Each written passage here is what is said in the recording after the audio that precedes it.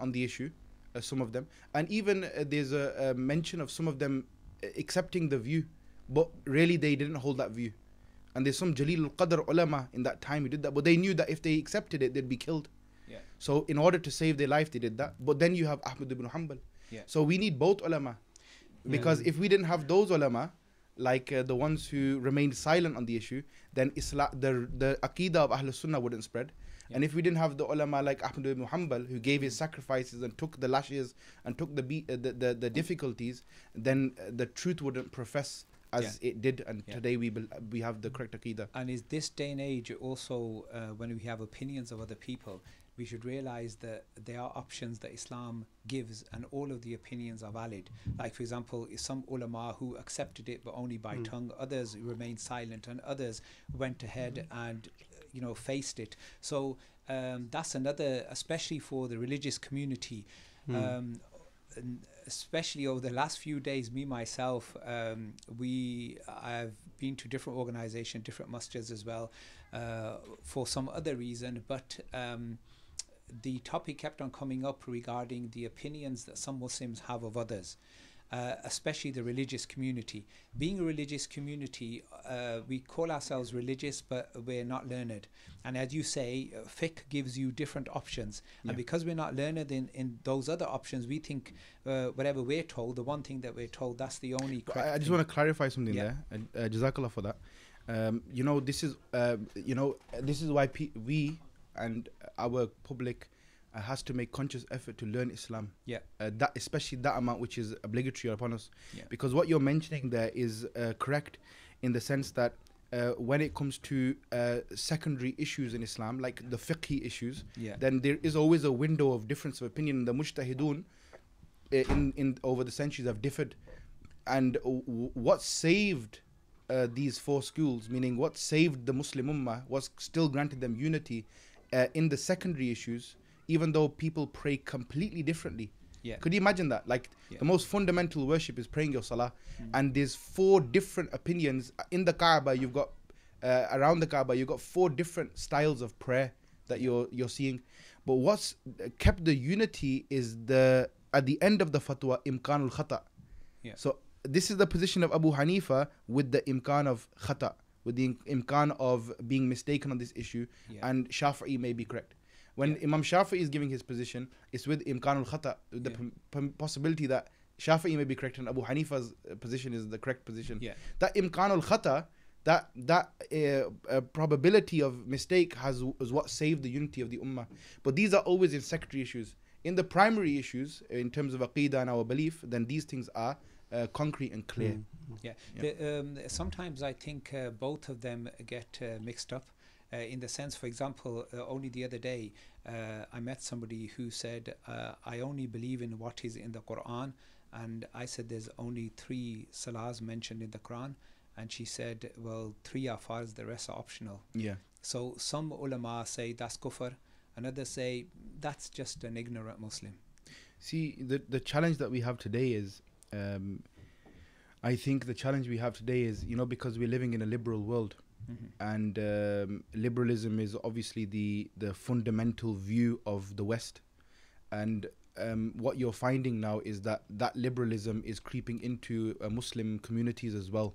So people are looking at Islam from a very liberal aspect. I was just speaking with somebody just an hour ago, that in this liberal society, you are what you feel you are.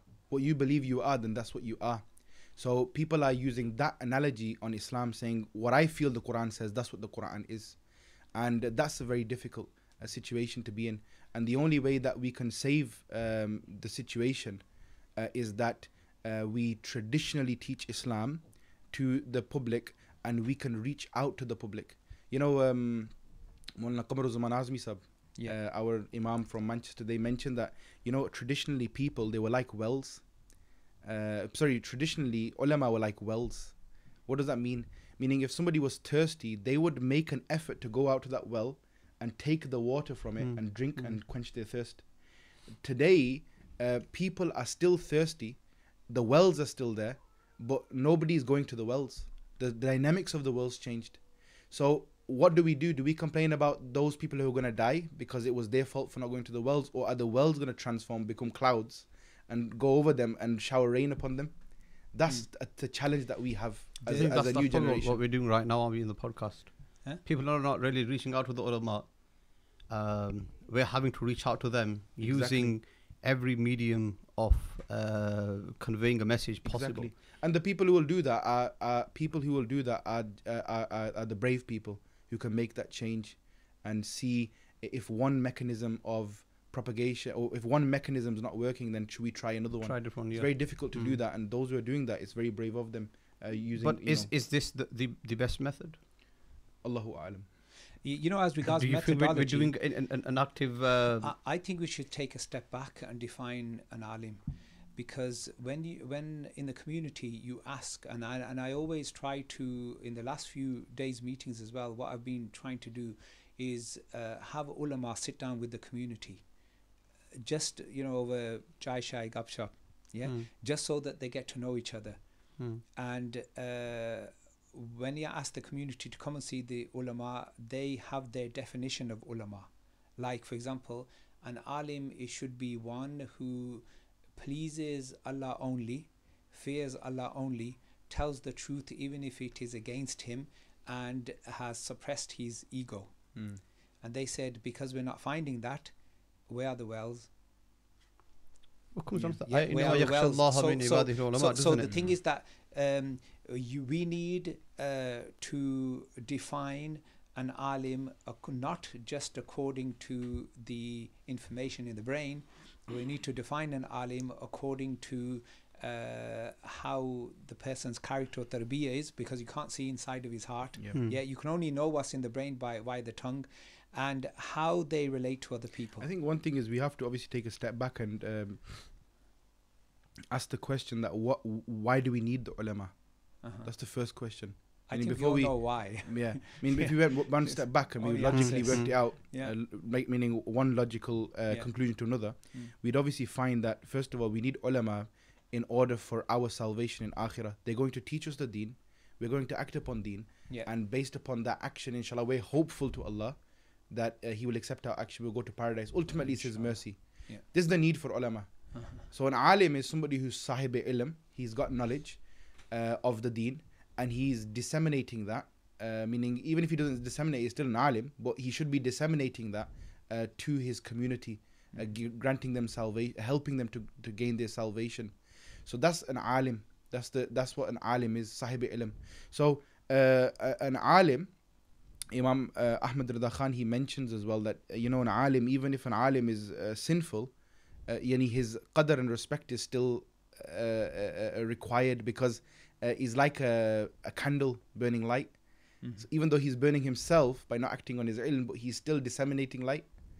So an alim who's not acting on his ilm should not be the case. Allah Ta'ala, we're not even ulama anyway. So those who are ulama, Allah give them tawfiq to do that. But the main maqsad of them is to disseminate the knowledge. So if they're doing the dissemination of knowledge, okay, and you're attaining knowledge from them, you're benefiting from them, keep acting upon that and aim for your salvation. Otherwise, they're human, they can make mistake as well. But this doesn't open the door for people to become slack. If you are an alim of deen, or somebody who's in a position of authority or has knowledge of the deen, then ilm is amal, ilm is practice. Even the root words Ain Lam Mim and Ain Mim Lam, they're interchangeable, right? So that's obviously something very important. And when you don't have that, then the community loses trust. That's the problem. When the community loses trust, then they're not going to reach out to you. They're not going to listen to what you're saying. Like we say, for example, reverence and love for the Prophet ﷺ. Why is love for Rasulullah ﷺ so important? Okay, the ulama mentioned when you love someone, you want to be like that. You want to be like him. You want to follow him. You want to listen to the words that he says. What he orders, you'll do. What he prohibits, you'll stay away from, because you have love. So loving Rasulullah ﷺ will mean that you will be following Islam. You will be achieving the pleasure of Allah subhanahu wa ta'ala.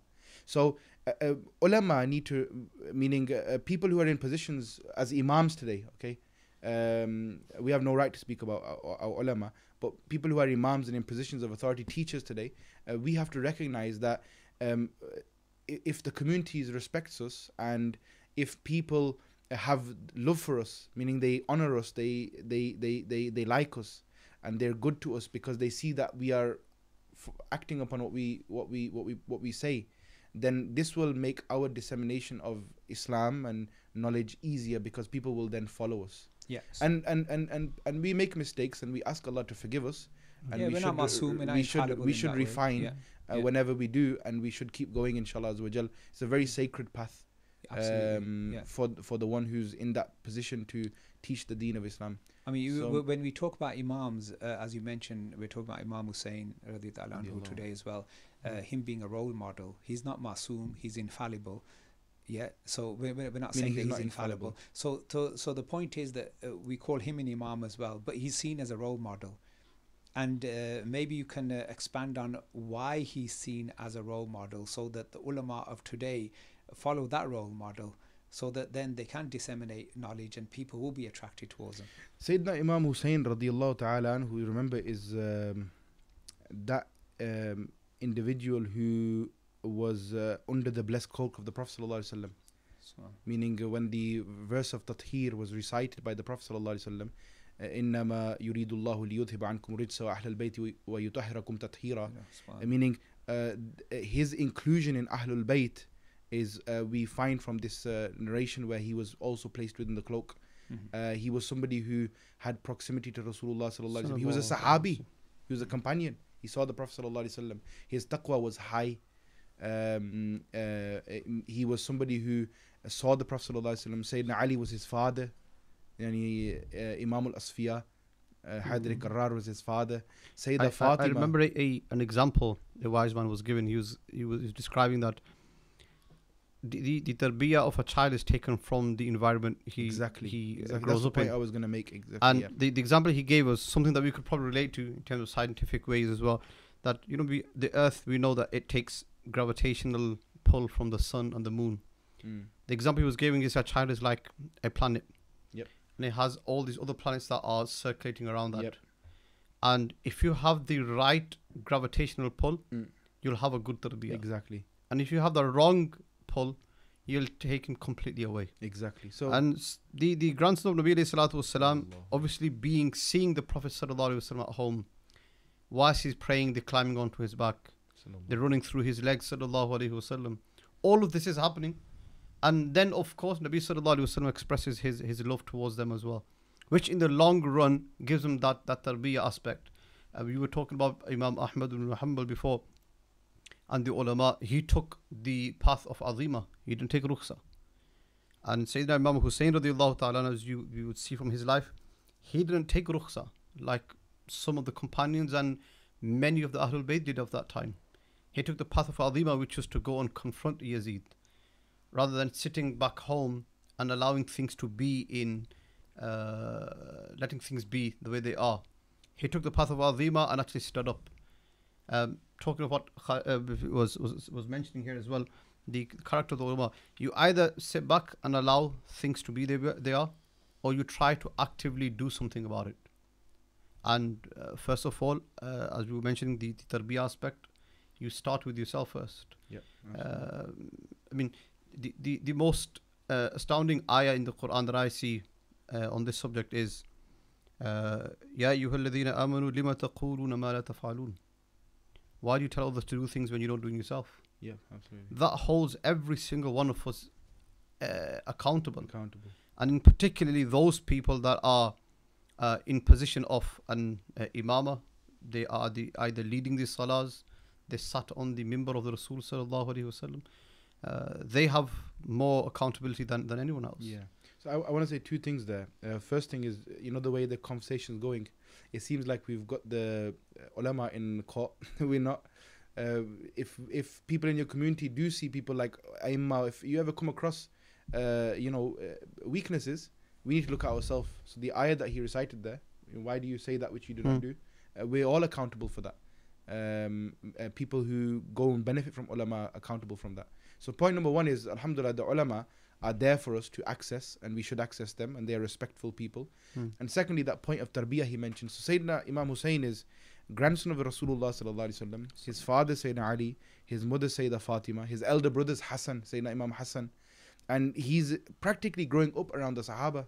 You know, he's there in the time of Siddiq Akbar. There in the time of Sayyidina Umar ibn al-Khattab. He's there in the time of Sayyidina Uthman. And he sees that golden generation. So the lesson that our viewers can take away from the life of Imam Hussein is give your children good tarbiyah. If you want your children to walk the footsteps of Sayyidina Imam Hussein tomorrow, give your children good tarbiyah. Get them in the company of righteous people. And righteous people come in all forms. They are ulama, teachers, imams in the masjid. Get your children to to come to the talks and to spend time with the good people. And even in your families, the people in your families who are, parhezgar, God-fearing people, get them in their company. And that will have an impact. I know it had an impact on me growing up. Just to clarify for the people as well. More like Mushrik Walsab doesn't come from a scholarly background, do you? No, so my parents are not ulama, although they're very parhezgar, alhamdulillah. My father's Allah bless him, he's somebody who's sahib tahajjud person, but nevertheless he's not an alim. But Khalid will know that from a young age, Allah bless my elder brother, there was a good mahol at home. Which led to led to me obviously then eventually at the age of 11 going to Jamil Karam. So when I went to Jamil Karam at the age of 11, so year 7 I was in Jamil Karam, and then years of tarbiyah, being around teachers, Muslim teachers, and being around meaning I grew up hearing the azan 5 times a day in the UK. So we'd hear the azan. So that mahol has an impact on a person. It changes a person. The world view of a person changes. And tarbiyah is really important, because tarbiyah meaning is a whole package. It's also being in good company, but it's also seeing what your children are taking in. So when your children, meaning we're dealing with a solid issue here in this country, a very worrying issue in this country about which direction will our children go in tomorrow. Because when they're going to school and they're learning history, they're learning a history, they're learning a particular kind of history. They're learning a history that is coming from meaning a certain view of history. So already when the children are learning that history, it's forming a worldview in their mind. Meaning they don't come from a worldview where there's a khilafah, there's the Seljuks, or there's the Ottomans, or there's a whole tradition of Islam, golden age of Islam, what Islam did for the world, what was the impact that Islam's had. They're learning about the First World War, Second World War, 1066 Battle of Hastings. As you just mentioned, Islam doesn't exist in their world. I've just mentioned it. My one of my nephews, I believe he's in year 9, and I just asked him, what's your favorite subject at school? He goes, history. Yep. And asked him what was the recent thing you've done.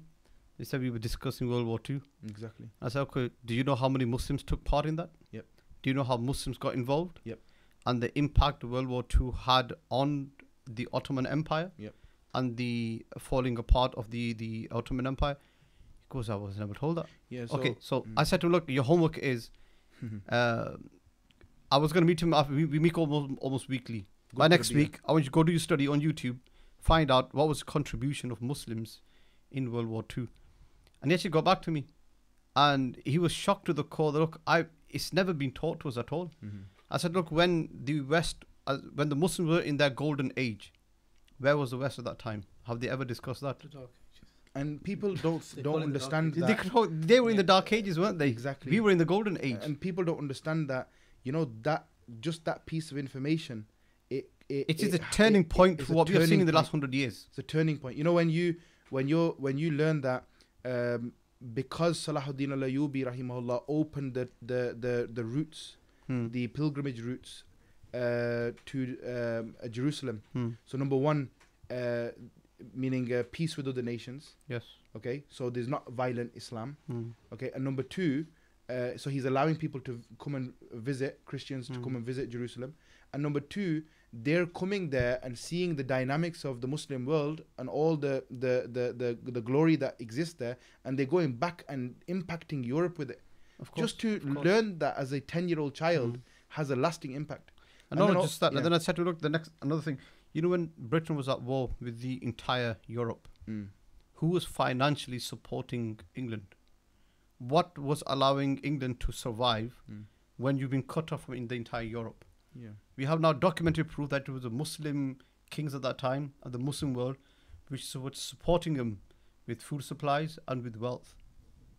And the fact that we have all of this documented, it's never shared. Yep. Coming to the point of tarbiyah of children and their education, we have to go back to the Sunnah of Rasul alayhi salatu wasalam. And close attention has to be given to the tarbiyah. If you look at Imam Hassan and Hussein, I was sharing this on at Jummah as well, relating it with the tarbiyah of our children. And we know that Nabi sallallahu alaihi wasallam is performing rakat at home. Yes, he performed his fara'id in the masjid, but his sunnah nawafil he used to perform at home, so that the children learn at home. This is our salah, isn't Absolutely. it? You know, I remember our family went to meet an alim. I won't mention where he is. We went to the house, and his children are teenagers. Came to salah time, we asked, beta, which direction is the qibla? And he goes, let me go ask my mum. Subhanallah. And I'm shocked. I mean, if you don't know the direction of the qibla in your home, then what good opinion can we have that his children are performing salah at home? Or somebody at home even prays salah at home? So the tarbiyah aspect, I mean, Nabi sallallahu alaihi wasallam would perform rakat at home so that they learn, children learn. So they see. And I commonly give the example of my daughter. When I put down the musalla, before I even start my salah, she's already started it. MashaAllah. She's only 2. And alhamdulillah, I've never needed to teach her to say Allahu Akbar. I was speaking to my teacher recently. He said that, you know, when the children come with me to the masjid to pray, or when the children pray with me, he says, I will make a conscious effort then that I will complete the entire salah, meaning even the nawafil, etc. Yeah. Because they are sponges, they're absorbing. So he mentioned that because obviously kids are exposed to, you know, friends and other people, and, you know, they grow up fast, don't they? So he says sometimes when I say to my son, go and read salah. So there's tarbiyah number 1, go and read salah, right? Yep. But tarbiyah number 2, how we can impact children. He said that my son says to me, he goes, Dad, which one shall I read, the short one or the long one? So meaning the children have absorbed that Isha is prayed in 2 different ways. You know, there's a short version, 4 fard, 2 sunnah and 3 witr, or there's the actual, you know, the all 17 all the sunnahs and all the 70 rak'at. So children are sponges, they're learning, and that's what you came back to that the First World War you were mentioning, that children are going to school and they're learning about the First World War, but it's completely directed from one angle. So the Ottoman Empire is not mentioned. So when the Ottoman Empire is not mentioned, because that was the face of Islam in that time, when that's not mentioned, that means that there was a world without Islam. So when there's a world without Islam, what's to say that I'm going to grow up in this world and there's no need for Islam? So children are sponges, and we have to really take control of the children while they're still young. You know, we can take a leaf out of the books of our Jewish community here in the West.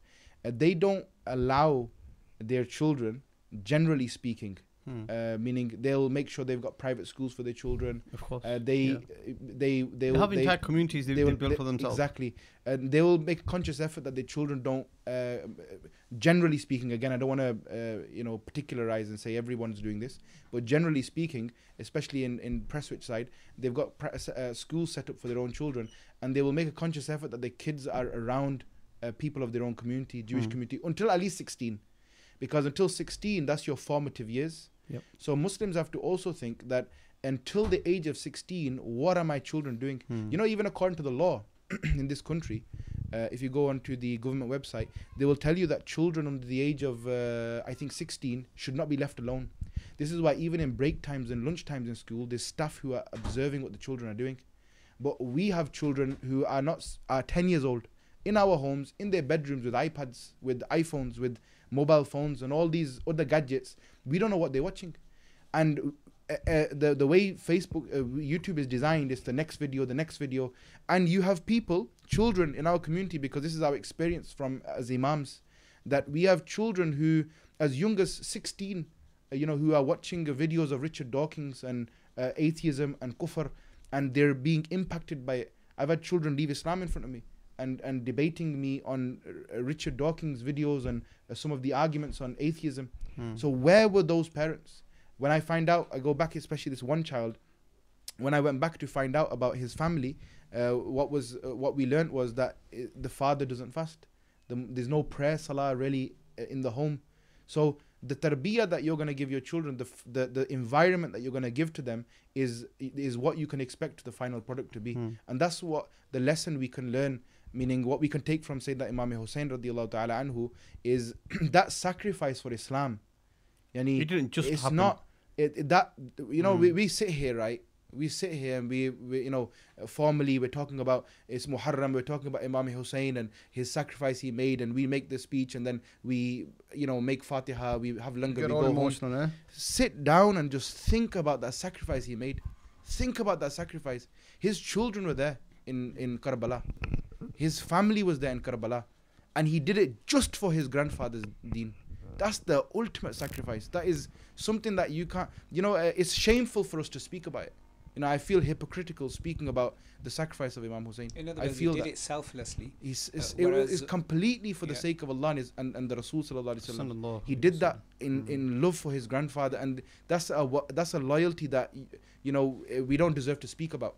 Never mind imagining what that loyalty was. So we do it on a selfish basis. In other words, Hafiz Fahim has been quiet for a little while, and I want to bring him into something. No, I said I was going to be scared to put me on the spot, but I think once I told you on the phone you're going to learn. Inshallah, you're good, doing well, driving well. Alhamdulillah. You'll become comfortable on this. Don't worry. Yeah, this is part of my tarbiyah. Alhamdulillah, we will give each other tarbiyah, inshallah. And one important thing,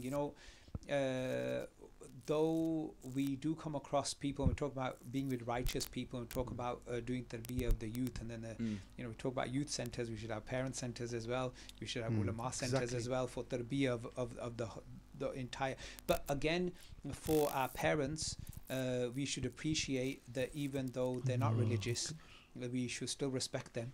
Definitely, of course. Even that was a message for the parents. Of course, that was a message for the parents. Absolutely, the children shouldn't go back and say, "Dad, what have you done for me?" Yeah, absolutely. No. Yeah. That's like not what we're saying on the podcast. And the other thing come to the kids. Yeah, absolutely. And with the ulama as well, we do definitely 100%.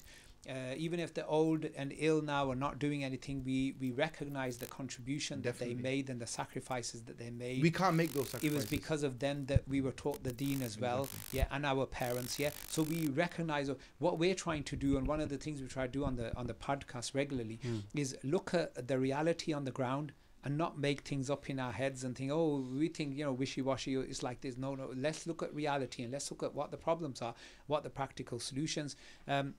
Going back to the tarbiyah bit, that bringing Hafiz Fahim in here now. So obviously Imam Hussain radiallahu anhu, whatever he did for the deen was selflessly, for the sake of Allah subhanahu wa ta'ala only. And Hafiz Fahim once said in a previous podcast, he said, why don't we look at what Allah wants rather than what we want? As regards what Allah wants of our tarbiyah, the tarbiyah of the ulama, the parents, the youngsters, we're all in need of tarbiyah.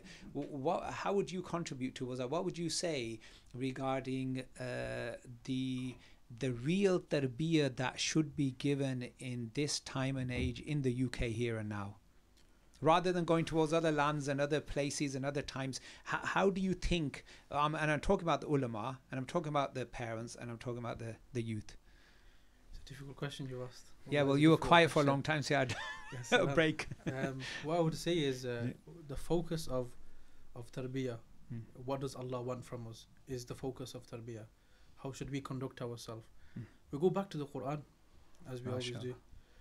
When Allah defines for us what He wants, look in the Quran, what are the appeals that Allah asks from us?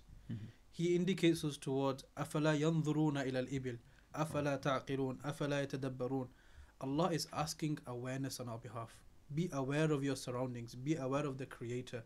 What we can do is educate the youngsters about these issues. Educate the youngsters about their surrounding. What we can't do is, for the 16 years, shy them away from the world. What happens is, if you cage the bird, eventually you release the bird, it will fly away. What we can do is what we call controlled exposure. That's what we can do pragmatically, is teach them this is what you're going to face in school. Here's our side of it. teach them that, tell them and prep them to go and see that. Because the entire educational system, wallah, is really scary. It goes to a psychological level of indoctrination. It's very scary. Wallah, I was reading this article, there's one thing for Imam Sahib as well. You know, when we talk about the Middle East, this term Middle East, where did it actually come from? From a doctor from America, From America. It's a form of othering. When we say the Middle East, it's Middle East in comparison to what? In relation to the West. Even Europe. There's no such thing as Europe. There's no such it's thing. Only East Asia. Mental constructs these are in the mind. So they're creating the nafs and they're creating the ghair. And that's why when youngsters are exposed to our people from back home, they're freshies, they're weird, their way of life, they look weird, they dress weird, they don't realize civilization came from that area. As a human being, you're descended from Mesopotamia, from Nubia, from the Africas, not from the Western lands. But the education system embeds within them, waters within them this idea that it really is us versus them. It's the nafs wal ghair. We are the self and they are the other. So the only way we can tackle that is educating the youngsters, as Ustad you mentioned, World War One. If the parents have difficulty with that, send them to people who can do that. So if parents are thinking, look, how can I? That's a huge, a burden, a task, isn't obstacle in my way. How can I give them controlled exposure and teach them along the way what we believe as Muslims? And if they see something that is not in line with our values, how do I explain to them that what is our values, or how can I reason with them? Because children nowadays, they're always looking for logical explanations. So how do I reason with them? If you're finding that difficult, put them in a good mahal. Send them to the imams of the masajid, the young English-speaking imams. Find teachers who can then disseminate that. But what not to do is to neglect them. Because when they're 16, 17, they get to college, university, they will go. We will lose our youth. Things turn really fast. Yeah, especially not just 16. I believe not. As soon as they enter year 7, you'll see the morality of a child change so fast that the parents are shocked as well. And the reason for which I've realized, having this confrontation with a parent who was upset in how we had an issue in the masjid, and I said, look, one of the reasons why your child is changing so much in the last few months is because he's gone to high school. I said, you've got the same playground. On one side of the playground you've got a year 7, on the other side you've got a year 11 student. The one in the year 11 student, he's probably got drugs in his pockets. He's probably around the wrong people. He's doing the wrong things on the same playground, and he's being exposed to that such a huge difference. That's, I think, the most lethal age. If you can catch them from primary, primary school is different. But the moment they step into a high school, that's when things that the dynamics are changing so quickly. So I know, personally, I know youngsters in the local area who are very shy and quiet and were even bullied in primary. As soon as they got to secondary, they actually became gang leaders. Gang leaders, and well famous and on YouTube having fights and stuff like this. So the point is, going back to what House Fahims I was saying, the point is, when you look at what Allah subhanahu wa ta'ala wants, and Allah subhanahu wa ta'ala wants you to look at your surroundings as well. One of the problems we find is, like Imam Mubashir is saying, send them to ulama. Okay, obviously parents don't have that. Again, do all of the ulama, and in the past we were talking about how do you categorize ulama? In other words, not all ulama know about everything that's happening on the ground and how to deal with that. Okay, they would you were talking earlier about Sheikh Abdul Hakim Murad, for example, his college, and how when people come out of that, they are already exposed to what is on the outside world. Yeah, and that's really important. And there's, we can mention Sheikh Ibrahim OCF. Yeah, he's bought a new building in Bradford now as well, alhamdulillah. So he's expanding as well. People, when you go to, for example, Felicity House in Liverpool, and I've been, there's a different ethos there. Yeah, so when you go to, for example, one of my local masjids here, there's no ethos, there's no asul, there's no principles, there's no line, there's no direction. The imams, what do they do? Okay, there's lack of English there as well. Though the other basic necessities, like the faraid, like the Jummah and the Farz prayers, they may have a mahfil zikr, all that is good. But even during mahfil zikr, when I go upstairs, what are they doing upstairs? With their phones and each other. And I think, the tide is changing, Yeah. I don't want to go back into history and start from the 60s. But if we can just go a little bit back just to give a context to what's going on, right? Yeah, do so, yeah. You know, our parents came here as laborers. We have to understand that. Yeah. They came here to work, make money, and go back. This is after the Second World War. They literally built this country. Yeah, yeah. So, all the quote-unquote Pakis built this country. Yeah. So people should know that. Yeah, the jobs that, the people of this nation didn't want to do, we did. We did that. We did that. Our parents did that. We didn't do that. Our parents did that. Yeah. So they came here as laborers. When they came here, they came from their villages in Kashmir mainly and other mainlands in Pakistan. They eventually realized that, look, in our village, in home, we used to have a local masjid where we'd read our Jummah, we would pray our Salah. So our elders selflessly, okay, and everyone's got a story. I've got a story of my dad, setting up masajid, and others will have the same stories. Yeah, I know your father as well. Yeah, and, absolutely. They put in their own hard-earned money. Yeah. Hard-earned money. They did what we could never do. Yeah, we've got 3 iPhones now, so we're not gonna give that extra, half of our wage of the week to the and that's masjid. to support the family back home exactly. as well as so us. they built these mega mosques, and we should be grateful. Of course, we're always the Babe and the committees and the Babe and the committees. No. We should be grateful that these people, this first generation, set the foundation. So they built us mega mosques in this country. Yeah, platforms. Now, when they did that, they said, okay, back home in our village, we had the local Qari Sahib. The local Qari Sahib was your uncle, your paternal uncle, your what we would say in Urdu, right? Because mainly we're probably dealing with the Pakistani community here watching this. Your mama and your chacha, who was doing the local duties in the masjid. So these same people, okay, they were granted visas. They came here. And they are your main line of authority now. Not all of them. I'm not saying all of them who came who did not know. Many ulama who are well learned came here as well. I'm saying because there's so many masajid, generally in some of the smaller towns and places, we had people who were probably just a local Qari Sahib who was teaching the children there, and now they've come here and they're in a position of authority. Yeah. So what could they do? They could build masajid. They gave us that. Now it's our opportunity. The second generation that's here now, instead of looking back at them and saying, what did they do for us? Now the ball's in our court. We have educated ourselves here. We know how the dynamics of this country works. We know how to set up we've learned business strategies in college and all of these things. Now the ball's in our court. How do we use these masajid and platforms that our elders gave us as a seminary, as a platform for dissemination of Islamic knowledge? That's our so we pay tribute to those elders of our elders and our ulama who have set the foundations, which yes, you're absolutely right, is very hard for us to do now, but alhamdulillah, some of the young shuyukh are doing that, and some of the young community are definitely doing that as well. But now, like, going forward from here, so that's answering your actual question. That was the background. So the actual question that you asked was how it seems that Aimma and the imams are disenfranchised with our community. The answer is yes, it is. Especially in your generation, when you were growing up, it must have been very difficult for you guys who are first generation, some of you, in this country, after your parents. We are actually first generation as well, because our parents were from back home as well. So it was very difficult, and many people we lost along the way. But what we find now is the generations moving on, people are leaving this world, and the vacancies of masjids are opening. Just this month, the amount of masjid vacancies that are open, people are struggling to find imams. So we pay tribute to our ulama now, who left everything back home, came here, like Qari Tayyib Naqshbandi Sahib, whose house I'm at today. I'm very honored. Like Pirzada Sahib, like many of our other ulama. I can't name them because the list is so long. Pir Maroof Sahib and Pir Habibur Rahman Sahib and Abdul Wahab Siddiqui Sahib, and all these great people who came here and opened seminaries for us and realized the challenges. And the people who are graduating from these kind of seminaries today are going into the masajid, and they are relating to the community. Just today I got a phone call.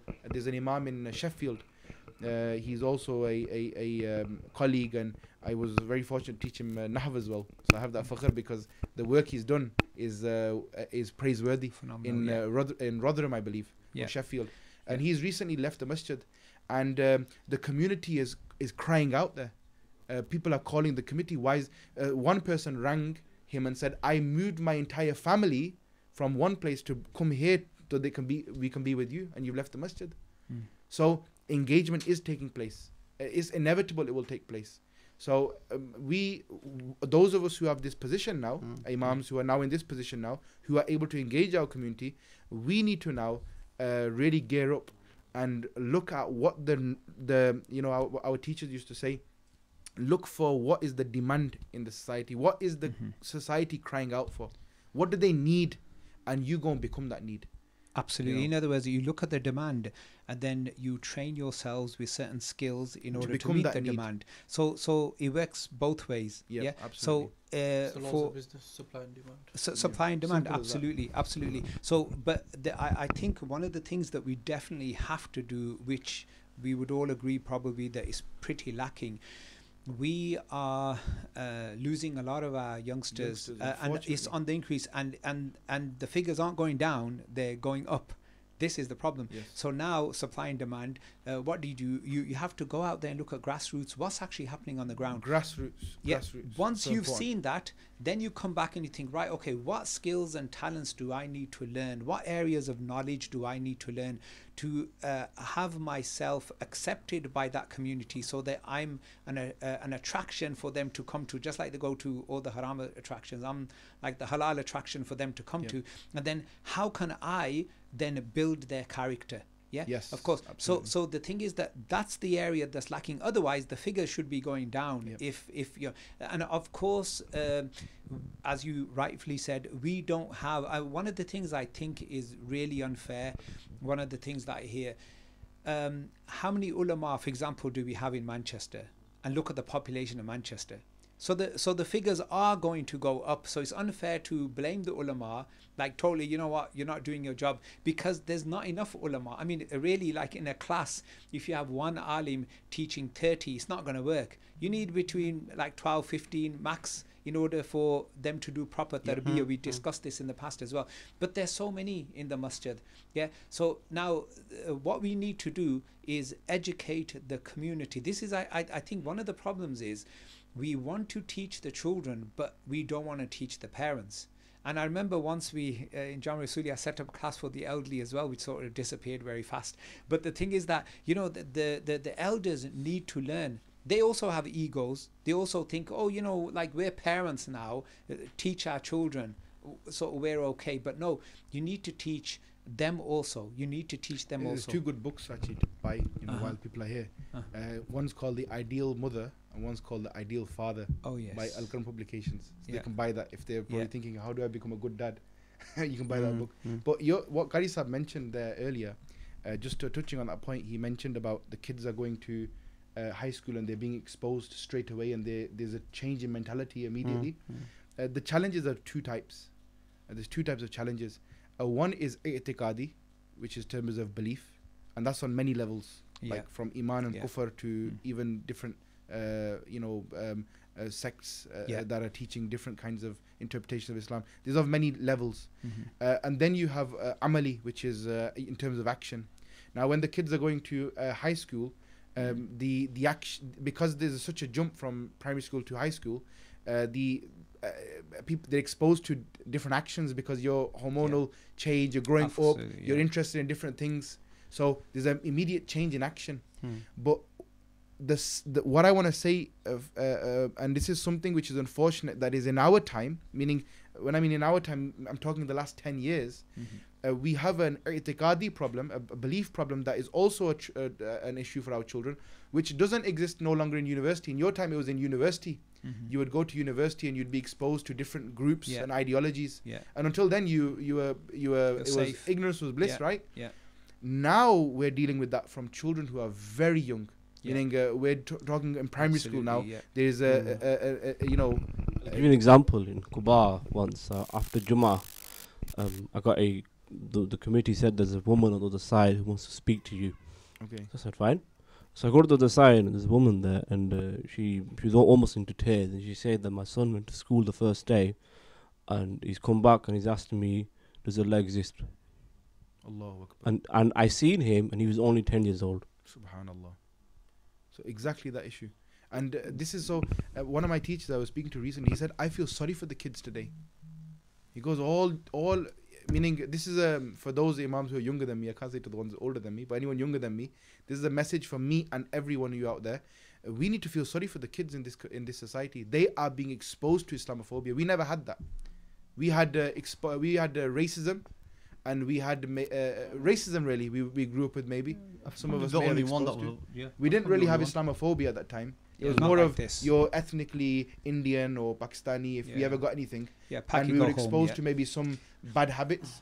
But the children in this day and age are being exposed directly to Islamophobia, and they're dealing with it on a daily basis. And some of the kids are not are getting to a point where they're leaving Islam, because of the pressure. So we need to take a lesson from one of the other great imams of the Sadat and the Ahlul Bayt, the great grandson of Sayyidina Imam Hussain, who is Sayyidina Sheikh Abdul Qadir Jilani, that even at the age of 91 years old, in his latter part of his life, he was still teaching the children Quran. Subhanallah, meaning Ghawsul Azam, the great. So we need to take a lesson from that. I mean, we're always trying to attract the 19-year-olds, the 20-year-olds, the adults. We want to do adult courses. We want to teach, really complicated things, and we're neglecting the children. And that's our need. And in Quba, we started that last year.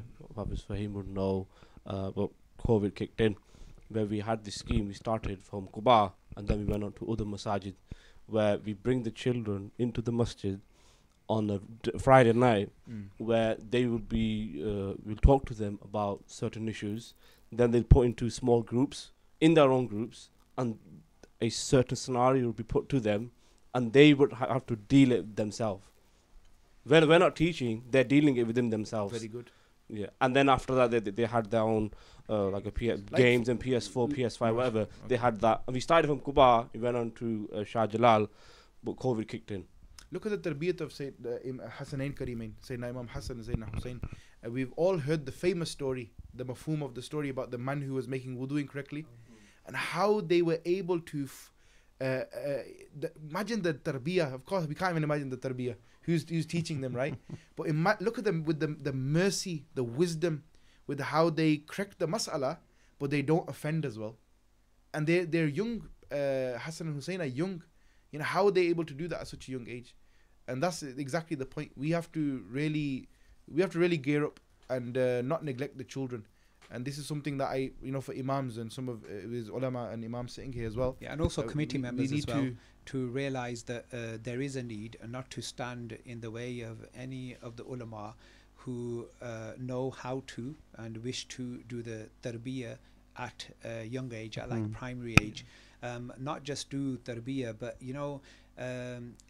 there are certain books around like Qamar and other books like that where there is a syllabus or a curriculum to follow. And obviously you need that as well at the same time. And on top of that, you need support of the parents, because one of the problems that happens is parents think that they can obviously send their kids to the masjid and somehow they come out of this factory and they're like really good Muslims.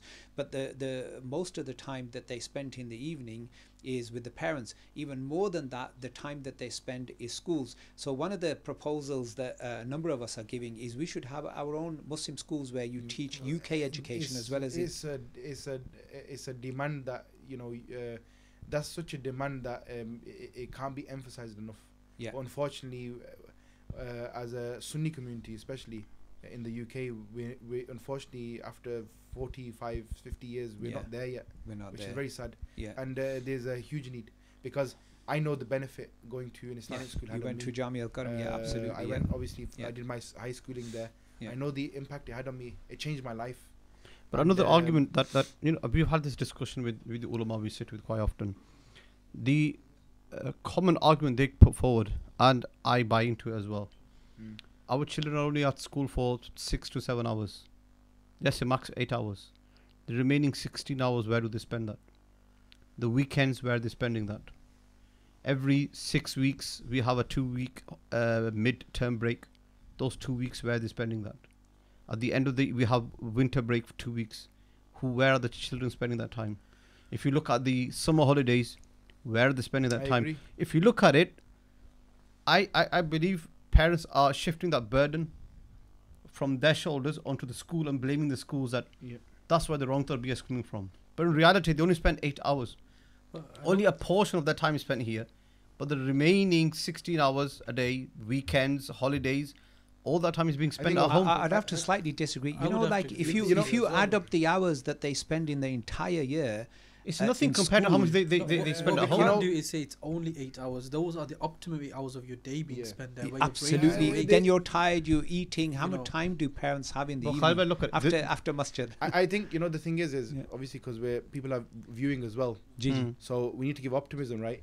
So after this podcast over, don't have a fight. Magically a school open. There will be magically a school open. So we don't want people going away thinking, oh yeah, you know what, 8 hours of the time they spend, which is, he's right, is the optimal time of the day. And without that, there's going to be serious damage. However, because there's going to be no magical school appearing after this podcast, we have to remind the parents that yes, so much of the rest of your day is spent with them. So let's do some accounting. We're going to do some accounting now. My teacher did this accounting with me. Let's say the kids go to school. Let's say high school kids. They do how many weeks? How many weeks is a year? Academic year? 40 weeks or 50 weeks? 40. So 40 weeks, and let's say once a week they do one subject. Meaning in every day they do 6 periods. So like one subject they do. So like an hour on history. So they're doing 1 hour times 1 hour times approximately, let's say 5 days. Let's say maths they're doing. So 1 times 5 is obviously 5. And let's carry on the calculation. So how many weeks is it in total? 40. 40 weeks. So we times that by 40. That's 200 hours a week they're doing of? 200 hours in a year. In a year. They're doing just of maths, So 200 hours, times that by 5 years. How many? 5 years. They have done approximately 1,000 hours of just maths in 5 years. And they walk away with a GCSE. After 1,000 years. After 1,000 hours, sorry. They walk away with a GCSE. They got a qualification. They can go do something with that. Let's go to the masjid now. In the masjid, the children go to masjid every day for 2 hours a day, approximately. Times that by 5. How many hours is that? 10 hours. Times that by children go averagely. How long the children start madrasa from like they're 7 and they leave when they're about 16 averagely. Is that right? Let's say 14.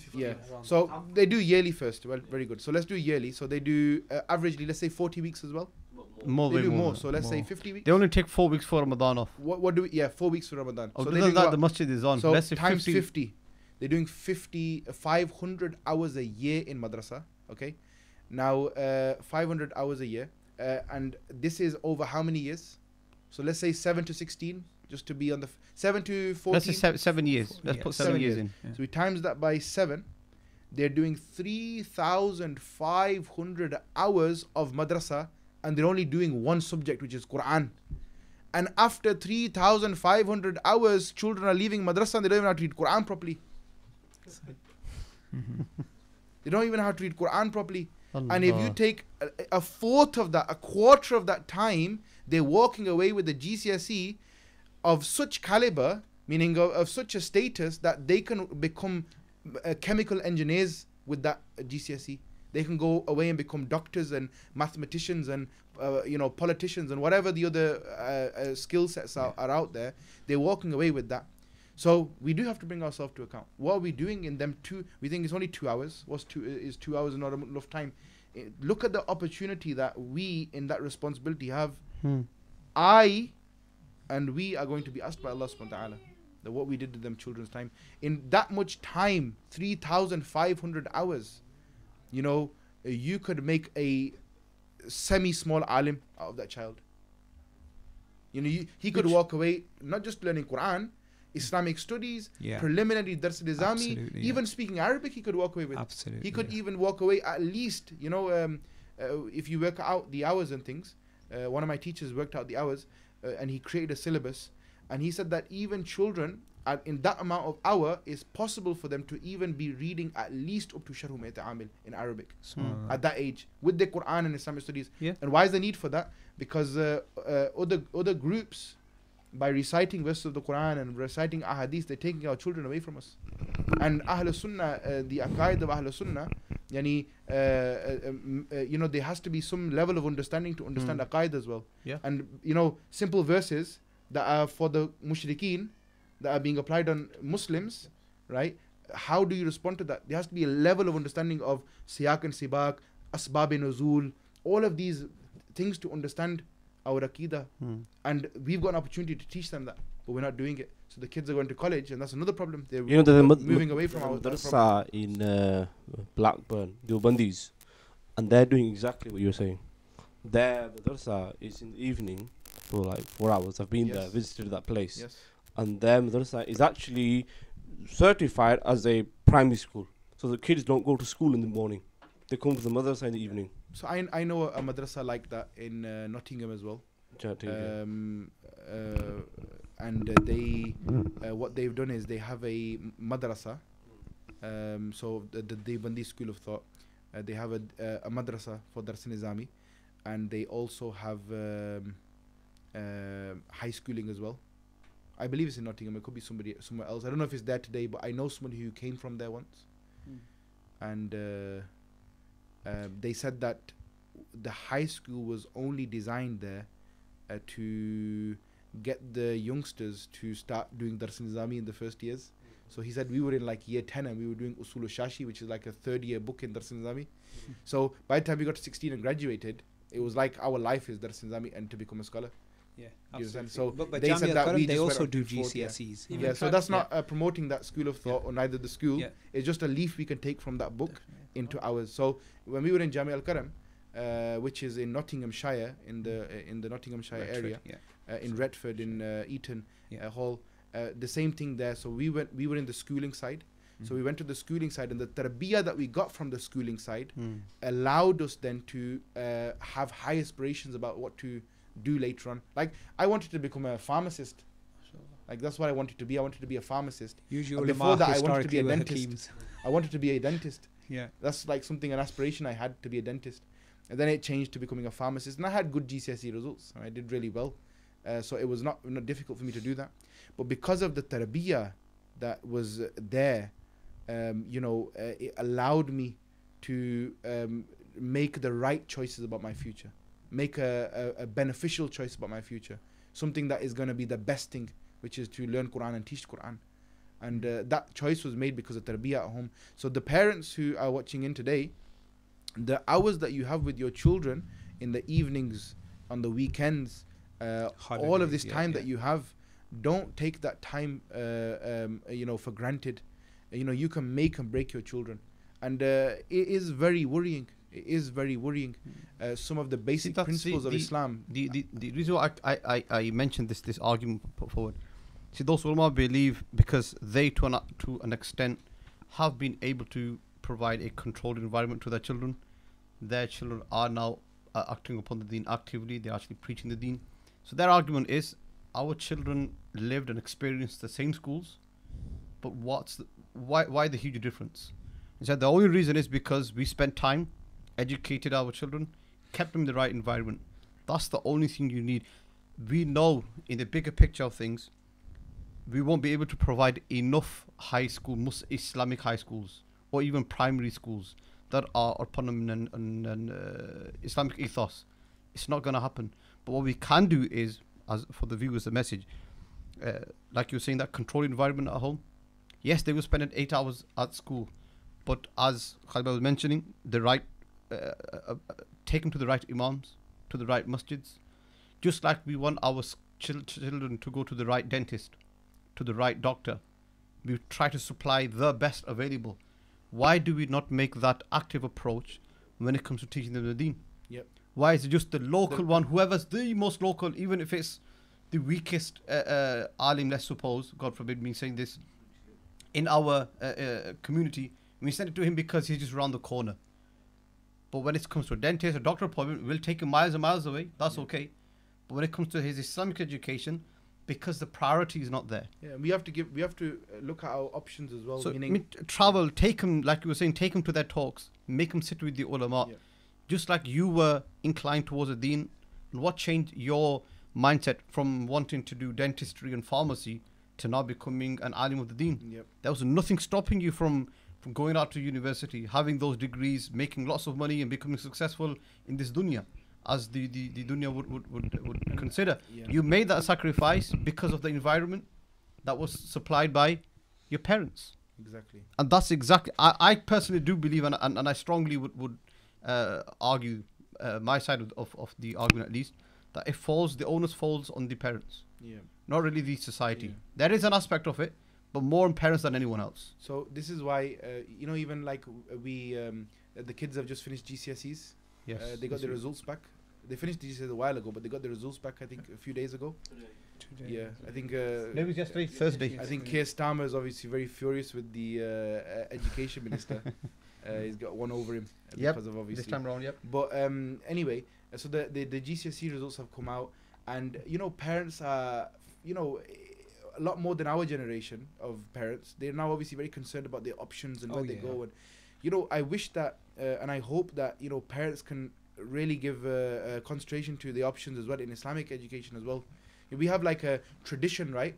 And it's a good tradition, but we have an understanding. Kids go to Quran to learn Quran, and if they're really good, they'll do hifz, and then that's the Islamic education. Yeah. We have to, just like we've been observing options for the secular education, we have to start observing options for our children in terms of their deen as well. So we need to start sitting down thinking, if the child's clever, does that mean that we only give him the option of hifz? Hifz is an amazing thing, but you have to look at your child and say, is my child going to retain his hifz? Yeah. Is he gonna be an imam of a masjid tomorrow? Does he want to become an imam of a masjid that he can retain his hifz? Or is he going to have difficulty going over his manzil, and by 30 he's forgot his Quran and now he's sinful? Yeah, so previous podcast is it not better that a gangster who was a Quran hafiz? Exactly. So is it not better that we is it not better that we look at our child individually and say, right, what's the need that he has? I've seen that he doesn't have a connection to the Prophet ﷺ, how he should do. So should I now give him, make sure that he's attending a course on Shama'il or Sirah of the Prophet ﷺ? I've seen that my child's weak in his Aqidah. He's getting to college now, or he's in year 10, year 11, or he's just going to year 7. I think I need to be a bit more firm in learning Islamic Aqidah, so I put him into an Islamic Aqidah course. So we, just like we're observing options for their secular education, we really need to start thinking about our children and what they need and what they're going to need as Zadeh Rah for their saving of their iman, basically. That also requires parents to have a level of education as well. Yeah. And if not, go to those who know. Just because you're a parent doesn't mean the obligation of knowledge has lifted from you as well. Absolutely. Just a shout out to committee members as well. Really there should be courses for parents. I think Khalid's upset with the committee members. No, I have loads of friends. We're all employed. You can't say, but I've got friends and relatives who are committee members as well. So but another option which I can also share, which is an initiative I think some of the masajid in and around Manchester are taking. Hafiz sat with me. We talk about education. GCSEs. We also now have an opportunity for an IGCSE certified by the Cambridge University. Very good. That's also been delivered at Central Mosque. Very good. In Victoria Park. Yes, very alhamdulillah.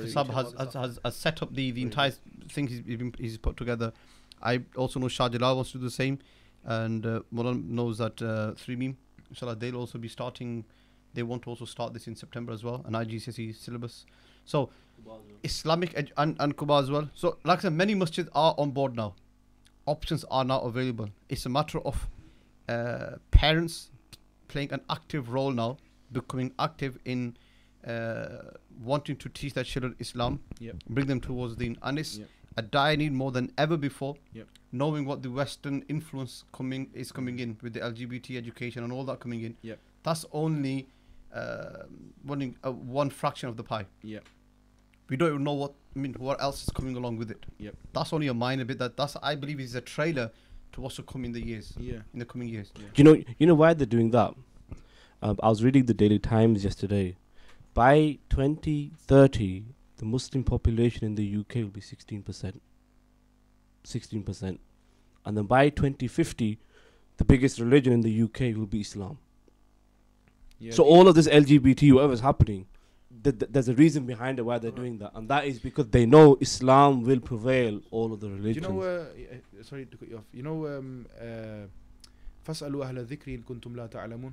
Ask the people of dhikr if you don't know. I think generally committees in the UK are not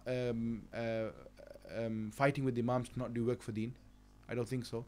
I think if young imams now can take good initiatives and sell the product to the committees, I think there'll be support to do that. And if imams are having difficulties, like I am not very creative, so I have a few people on my phone book who I'll ring for creativity, and they give brilliant ideas, and then you can get on with those ideas. What is their need? And if you're finding it difficult, if we're in a position of authority, like we're in masjids and we're teaching and things, if you're finding a difficulty to realize what the need is, then just let's ask people who are in a good position. You know, and that's elder ulama, especially our elder teachers, they'll know what is needed. Like for example, our teacher, one of our teachers, he tells us that the need at the moment, for example, in this country, there is a need, is that ulama occupy the masajid right now, because we have more masajid than we have graduates. So especially Sunni graduates. Yes, we're talking about our own here. Yeah. So we have more masajid than we have graduates. So the elder generation, you know, is inevitable. They will move on, and when those elder generation move on, who's going to occupy the masajid? And the masajid are the houses of Allah. This is the hub of the city. So this is a need. So we don't do what we want to do. We do what is needed. You know one important thing, you know, if really from this podcast, if parents are getting concerned, one of the sayings is work in this world as long as you're in this world, and work for the hereafter as long as you're going to be in the hereafter. Absolutely. Yeah. And your brightest, your best, your most intelligent, your nicest child should be an alim. Absolutely. Rather than a doctor if you have or two engineer or boys, barrister. if you have two boys, one should be an alim. One should be an alim. If you have two girls, one should be an alima. Absolutely. And there should be extra emphasis on the girls, because you know a woman, you know, she will whole family, you know, she will teach a whole family. Yeah. So it's very important that we pay heed to these things and find there is alamiya courses now. There is places out there for your children. All you need to do is bring your children to that door, and your intention should not be, I want to make my son an alim, and he doesn't pray his salah and he doesn't do anything, and then when that time comes, your dreams are shattered. No, start from home today. Make sure they're reading their fajr. Make sure they have love for the Prophet ﷺ. Make sure they have love for his Ahlul Bayt. That's one of the things the Prophet ﷺ told us. Alayhi salatu wasalam. Take their wasila. Exactly. Yeah. We need to go back to the Ahlul Bayt and instill that love, because with that love, inshallah, is success for us in this world and the hereafter. Yeah. And all of these things we must start doing, inshallah, so that we can open these options for our children tomorrow. Yeah. And Allah Ta'ala, you know, accept anything we've said, and if we've made any mistakes, Allah forgive us as well. I mean, there you go. We're talking about the Ahlul Bayt, and I was wondering, some of the people who are viewing in today, they're going to say, oh, you just told the story and went off. We didn't tell the story. We look what the different various kind of topics we discussed, but we started off as a foundation, the Ahlul Bayt. In other words, that there be them facing difficulties, and these are all difficulties that we're talking about. They're big difficulties, alhamdulillah. Jaleel, alhamdulillah, barakallah. I think that's so many aspects we've touched on. Inshallah, tomorrow, from tomorrow, those that are following our daily Muharramul Haram programs, from tomorrow the Mahafil kick off. So we have a Mahafil from Saturday, from tomorrow, which is in Jamia Alawiyah. The Mahafil on Sunday, Monday, Tuesday, Wednesday, Thursday, and then on Friday in Quba Masjid. So that'll be on a daily basis. The stream won't begin at 10 o'clock. It shall be beginning around 7 p.m. So straight after Asr Salah. So the programs will be from between Asr and Maghrib on a daily basis, Dhikr of Ahlul Bayt. I believe from tomorrow's subject we'll start to discuss the Fada'il, Manaqib of as the Mawla Ali Karamullah Ta'ala Wajhul Kareem. Then on Sunday we'll be discussing the Manaqib of Sayyidah Fatima Zahra Radiyallahu Anha.